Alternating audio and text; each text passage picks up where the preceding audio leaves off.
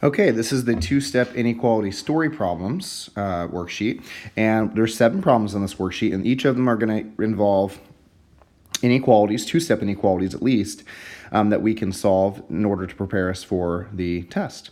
So, it says write and solve an inequality for each problem, define the variable, and then label your answer. So when we define the variable, I'm just wanting you to pick out a variable, or we're going to pick out a variable that works for this problem and just kind of remind ourselves what it is, what it represents. So number 1 says you need a mean score of at least 90 points to advance to the next round of the trivia game. What scores in the 5th game would allow you to advance? So a couple key phrases in here. I see mean, that's important. Average, right? I see at least 90, that's important. And it says what scores in the 5th game. So there's 5 games that we're playing, would allow us to advance on to the next round. So first thing we can do is we can think, okay, what's our variable going to be? It says what scores in the 5th game. So maybe S, maybe we can use S represents the score in the 5th game, And then we can add up the scores that we already have, because that'd be one of the most important things to do, right? To figure out what score we already have. So we scored 95 points in the 1st game. We scored 91 points in the 2nd game. 77 points in the 3rd game, 89 points in the 4th game, and then in the 5th game, we don't know. So we're just going to use S. We don't know what we're scoring in the 5th game yet. But because I'm taking the mean or the average, I'm going to divide all these up by however many games we're playing, which is 5. We had a problem very similar to like this in our 4.4 notes.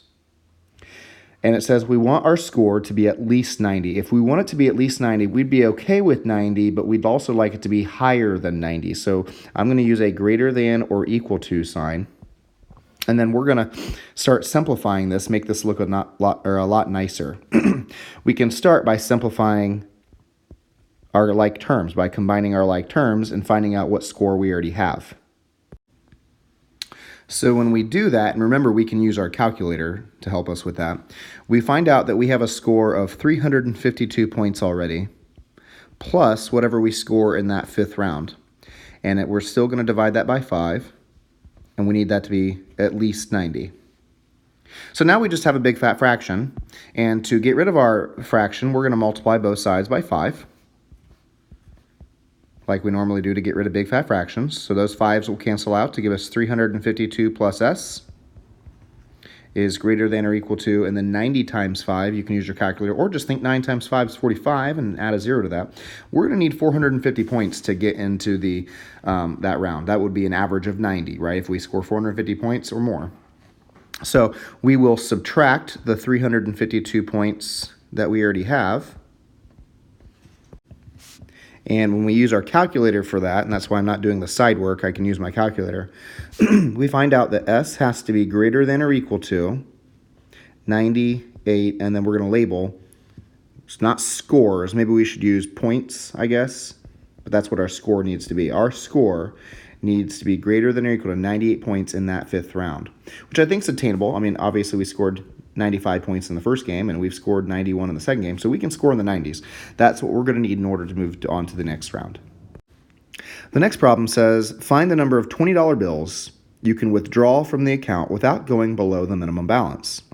Well, we can see from the picture here, there's a minimum balance of $100. You can't go below $100. We can also see how much money we have, which is $320, is what we currently have.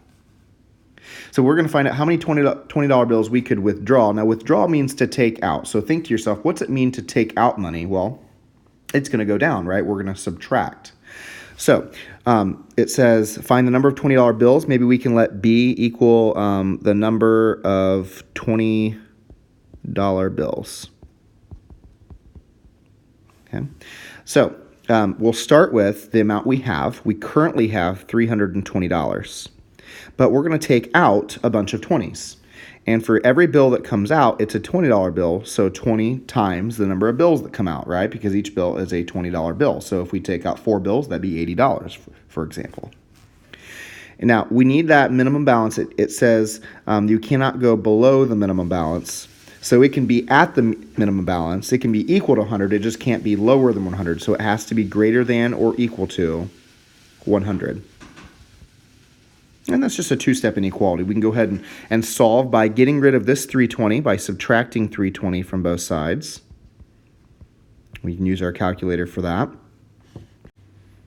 We have different signs, so we're just going to subtract and get negative 220. And then on the left side, we still have this negative 20b. Now, a couple things are going to happen here. First of all, we're going to divide by a negative, right? And that makes sense because we can't have a negative number of bills. So we're going to divide by a negative 20. And negative 20 goes into negative 220 positive 11 times because 2 goes into 22 11 times. However, because we divided by a negative, we also have to flip the sign. So b is now less than or equal to 11. And what did b stand for? The bills. So 11 bills. We can pull out less than or equal to 11 bills and still have our balance at or above $100 where it needs to be. Number 3 says the area of the rectangle is greater than 60 square feet. Find the possible values of x. So we have to find the area of this rectangle, and we did a problem like this also in our 4.4 notes. Okay, so we know that the area of a rectangle is base times height.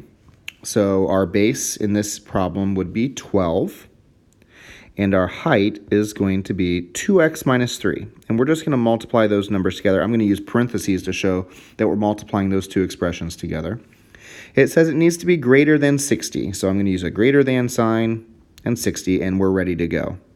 The first thing I would do, remember, anytime I've got a problem like you're going to see on your test where you have parentheses like this, we have to distribute the number on the outside of the parentheses to the numbers inside. So 12 times 2x is 24x, and 12 times negative 3 is negative 36. And we're just going to go ahead and write that negative 36 right down there. Is greater than 60. And then we're going to do what to get rid of the negative 36, right? We'd have to add 36 to both sides. And that's going to give us 96. So 24x has to be greater than 96. And then now we're going to divide both sides by 24. Now, if you don't know your 24s, this is where your calculator comes in handy, right? When you do 96 divided by 24, it's going to be positive, and it's going to be positive 4. So x has to be greater than 4. Number 4, you might remember this problem from your homework, your 4.4 homework, which says a scuba diver is at an elevation of negative 38 feet. The diver starts moving at a rate of negative 12 feet per minute. Find the number of minutes. Right there, I can stop right there. Find the number of minutes. I'm going to let m equal the number of minutes that it will take the diver to reach an elevation deeper than negative 200 feet. So where is the scuba diver already at? The scuba diver is already at an elevation of negative 38. Kind of like with the problem with the $20 bills. We already had a balance of 320. Just write that number down. That's where we're at right now. The scuba diver is going to go down, I know that because it's negative, 12 feet per minute, or negative 12 m. They're going to go down 12 feet for every minute. So the word per kind of connects our variable term, m, with our coefficient, negative 12.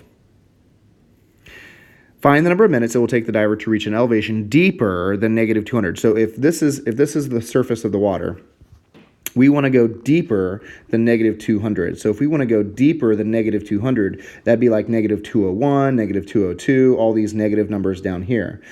So we need our elevation to be less than negative 200. Not equal to, because it just says deeper, not equal to. So less than, there's my less than symbol, negative 200 is what we need our elevation to be. So to get rid of the variable term is on the left side, to get rid of the constant term that's on the left side, we're going to add 38 to that negative 38 to make it go away. So put a positive 38 on both sides. That gives us negative 12m is less than, and then negative 200 plus 38 is negative 162. And I'm just using my calculator for that. But we have different signs subtract, so don't feel like you have to use your calculator. You're just subtracting those two numbers, and you're going to borrow, and you're going to get negative 162. Negative because you have more negatives than positives. And then for the last part, we're going to divide by negative 12. And just like last time, when we divide by this number, if it's a negative number, we're going to have to flip the sign. So now m is going to be greater than, and then we're going to use our calculator to figure out what negative 162 divided by negative 12 is. Now I know that two negatives make a positive, so I just need to figure out, I could just enter in my calculator what's 162 divided by 12. And so when you enter that into your calculator, you end up getting 13.5. And since m was the number of minutes and not the number of feet, we're going to put 13.5 minutes. And that's because a scuba diver has to go real slow. There's such a change in pressure as you go deeper and deeper underwater. You might recognize this if you've dove off of a diving board and gone real deep into the water. You know that the deeper you go, it feels like your whole head is being squeezed by the water, and so there's a lot of pressure. So you have to go really slow as a scuba diver, so allow your body time to adjust that new pressure. Number 5 says, find the values of r in which the area of the shaded region, which is in orange, will be greater than or equal to 12.